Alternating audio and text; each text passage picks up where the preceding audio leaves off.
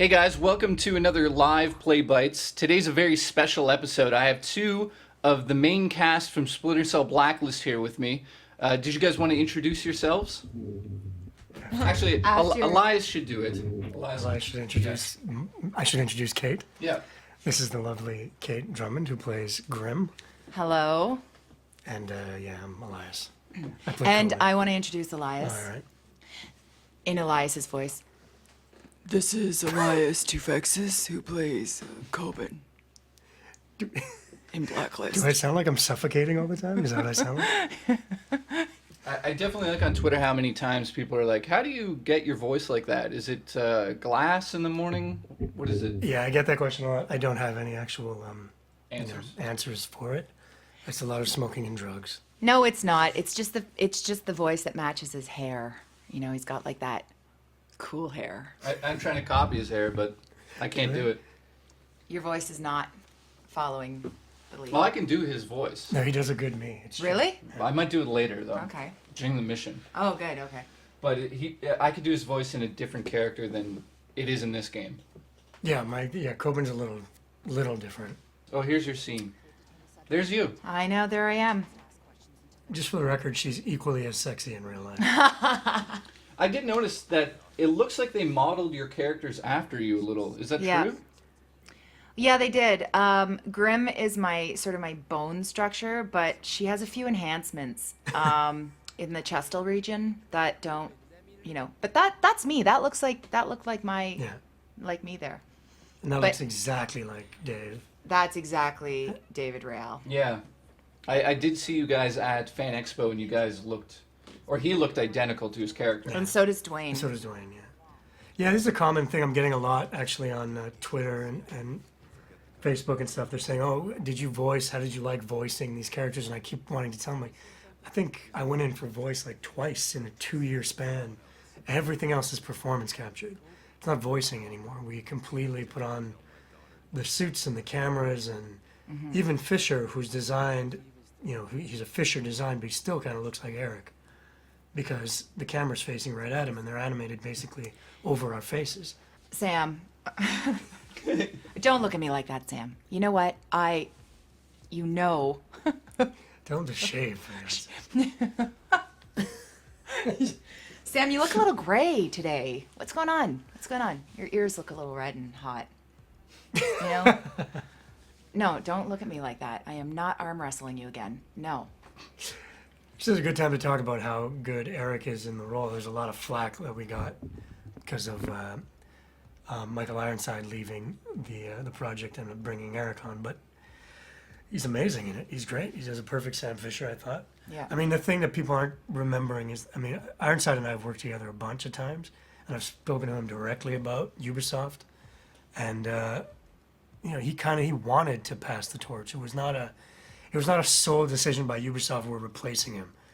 It was kind of a mutual decision with Ubisoft wanting to do the full performance capture, so hiring somebody who can do it, and Michael kind of saying, like, I want to move on also. And there's that great video of Michael almost literally passing the torch to Eric, like he's giving him the goggles, right? Yeah, and it was almost fate in a way too, because Eric worked with Michael Ironside really early in his career, and was always very much inspired by Michael Ironside. So it's kind of it's been quite an honor for him to do this, and he's done a great job, really great job. Yeah, I love what he did with it. I really do. So yeah, the whole thing about the performance capture. Like this scene we just saw, the four of us were actually working together in the volume. So we were No, totally. I was going to bring that up. So, in terms of how a scene is essentially shot nowadays, back in the day you would just go into a booth and record your dialogue, and then they would animate it. But I do know for a fact that you guys are literally in this scene. So maybe you could talk about what it's like to first step into that and be like, oh, this is actually a full role. It's not just a voice. Yeah, no, it's pretty awesome. Once you wrap your head around what your surroundings are, like this SMI that we're looking at was actually just chicken wire on some 2x4s. Yeah, on a table, kind of a... Yeah, and there was nothing around us. So when you first walk into this empty space, you're sort of just what am I looking at? What am I touching? What is this? Yeah. Can I stand here? Oh no, you're in a cupboard. Okay, what? And then the artistic team is amazing, and they would show us sketches and things like that, and bit by bit our reality was becoming more formed for us in our imagination, and so we could just step into this space and just work off each other. So it was sort of, for me, it was the first time ever in a mocap suit even. So everything was very new.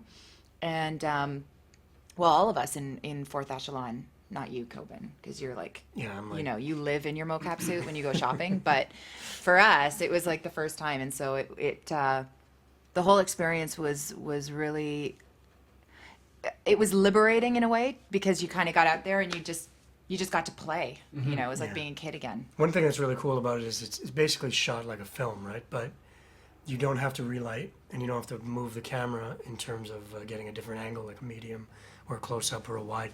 The cameras, there's something like 80 something cameras, 82 or something. and they're all capturing everything at the same time, so the director can go in later and pick his shots. So we kind of do it like a play, where it's actually kind of bad to screw up because you kind of have to start all over again. But it's so the days go much faster than they would in a film. But as an actor, you perform exactly like you would Yeah. a film or television role. So that's why it's starting to bug me a bit when people are like, "Oh, I liked Eric's voice work as." He's like, "It's not just voice work, man. No. Every movement of his face, everything you're seeing, it's all him." Every gesture, everything that you do is captured. Every response to your other actors is all, everything's captured in real time. Voice, motion, face, and synced with the animation, which is awesome. What a strut he's got, eh? Yeah, you got a good Fisher strut. I love those sunglasses. Yeah, I like those glasses too. Yeah, they're pretty awesome. I like how you get to see his eye there a little. Well, that's what blows me away about this game, and it's just like you were saying, the level of detail. But specifically, I noticed things like reflections in glass, light refraction. It's just, I find it so incredible that this team of people at Ubisoft behind the scenes, they've worked, God, thousands and thousands of hours doing this. We go in, act, do our thing, leave, and then this whole world continues to, create this masterpiece. So let's actually try not to kill this dog. All right, shock it. Don't kill the dog. You should have, There you go. Sam should have a steak or something in his pocket. Go to sleep, boy. Oh, Yeah, just he's sleep, fine. sleep. He's fine. Dream of running in the meadow. Murder millions of people. Shock a dog. Look, Oh, no, he's take him with alive. you. You're taking him to The SPCA. I'm gonna the bring him to SPCA. Or I'm just gonna throw him in this Don't bush. throw him, gently place him. All right, I'll gently place him in the bush. There. That was kind of gentle, but This feels wrong. I always would wonder about that. How people felt about actually having to shoot a dog in a game, and I thought it just felt weird to me. I don't know, like, how do you guys feel about that? It's fantasy, right? And like Elias just said, shoot a million people, but as soon as a dog comes in, we're, Crossing line? feeling like we're crossing lines. Yeah. It's just, I know it's just an element of the fantasy world. He's sneaking around, huh? I'm gonna play properly now. In fact, I know a little shortcut here. Oh, look at you. I didn't even know about this. I'm just gonna throw a grenade in there for no reason. Because you pressed it. Because I pushed the wrong Just button. in case. Oh, how did it not go off and kill that guy? I think it was actually a sticky... Noisemaker. Noisemaker. Perfect. I meant to do that, actually, by the way. Just cut out the sound there. Look at her. She's gonna put her hands on her hips any second. I think and that she is giving looks to Fisher here. Yeah. Like subtle... Look at that. Look, she's like, just... she opened her lips just a little bit. Here's Okay, something that's interesting that you might find interesting is that anytime we would do one of these where Sam is talking to one of the characters, again, fully motion captured, performance captured, but because it goes in a cycle, see where Grim is standing, where Kate was standing, she has to go do the whole thing and make sure she ends up there Yeah. again. Right? You following what I'm saying? Yeah, I do. So there's the hands and the hips. So you could do your whole scene, but you have to end up in the same place. Wow. So there's a lot of, especially with Coben in the prison cell, I have to end up sitting in the same way that I started or standing in the same way. It's little video game acting tricks. Sam, do I look like my mother when I do this? Because I'm feeling a little sad today, and I think it's because I just really would like a hug. And okay, never mind. I forget I said it. I'm speechless. I just think that. Do you want to go? No, never mind. That was dumb. Here's what I'm thinking. I had this teddy bear when I was little, and I forgot it at home. And so I was thinking that maybe we could arrange to have it. What? Don't look at me like that. Don't tell me you don't have a blankie. Okay, I'm sorry. You know what? It Just actually works. go. Just go away. This is the voice work. Thank you. And I'm going to get my teddy bear now. Bugger off. Secretly, I wanted to get myself captured, Sam. And reason is, kind of always found you attractive. Shouldn't be telling him this.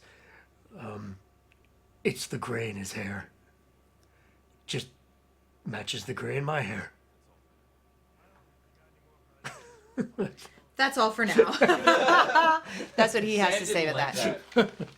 So in terms of projects you have coming up, is there anything you can actually answer? Because I can just spurt out things like, how's Deus Ex 2 going? But you're going to go, I'm not doing that. That's exactly how I'm going to sound. Dude. Yeah. No, I have no idea. You're going to about sound Deus like Ex Yogi 2. Bear. Hey, I'm boo not boo. doing it. Hey, boo boo. I'm not doing it. No, I have no boo-boo. idea about Deus Ex 2, but I am. Television shows. I'm working on a show called Bitten, or I just finished a show called Bitten. Yeah, I've heard of that. Which is, Was that Fan Expo? Yeah. Vampire? With Laura Vandervoort. Vandervoort. Who's a wonderful. And James McGowan is in that too, isn't Oh yeah, yeah. It's a really fun show. It's a werewolf show, not a vampire show, Really? which is Oh. surprising. Yeah, so I get to play a werewolf. I which saw is some of pretty the cool. ads and I was like, where? Oh, I didn't even Yeah. know. Someone who bites. Someone who bites.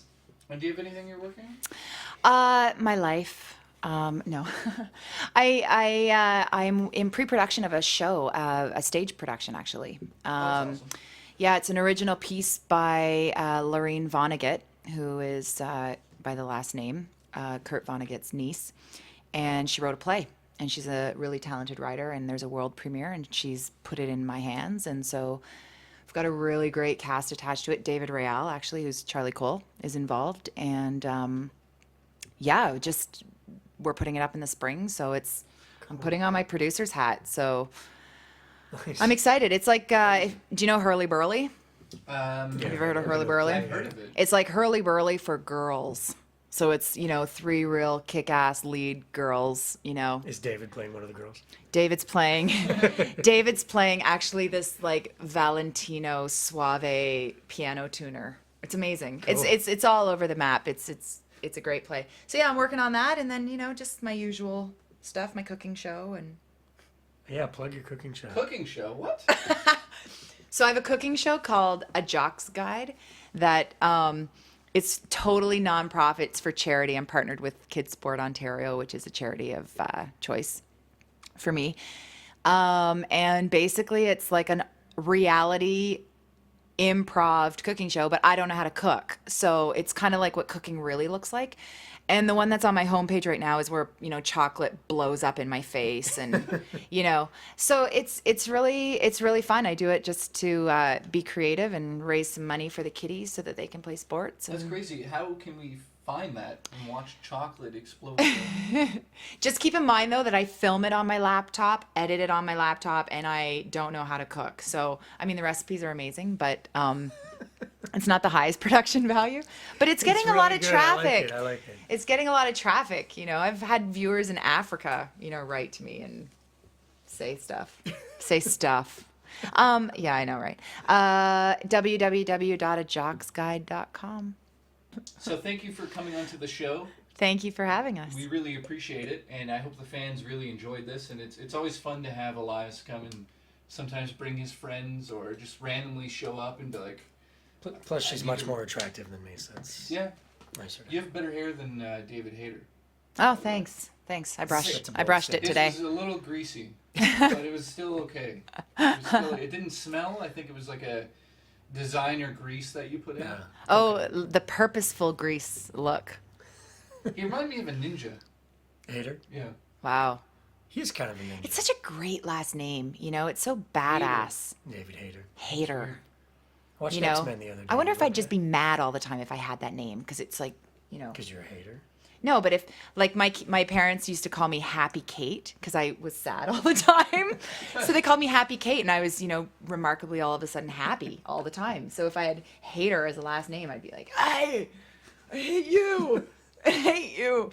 It makes sense. Yeah, it makes perfect sense. You know Let's not have her back. what? Okay.